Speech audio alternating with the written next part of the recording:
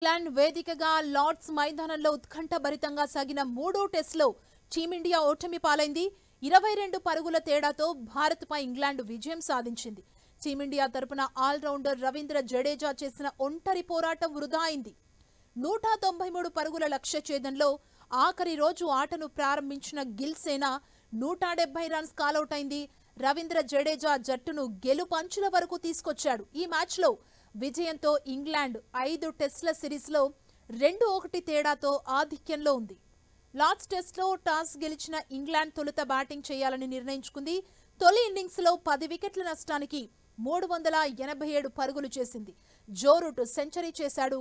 Team India సైతం తొలి ఇన్నింగ్స్లో 387 పరుగుల కాలౌట్ అయింది. కేఎల్ రాహుల్, రిషబ్ పంత్, రవీంద్ర జడేజా రాణించారు. రెండో ఇన్నింగ్స్లో ఇంగ్లాండ్ 192 పరుగులకు కుప్పకూలింది. టీమిండియాకు 193 పరుగుల టార్గెట్ నిచ్చింది.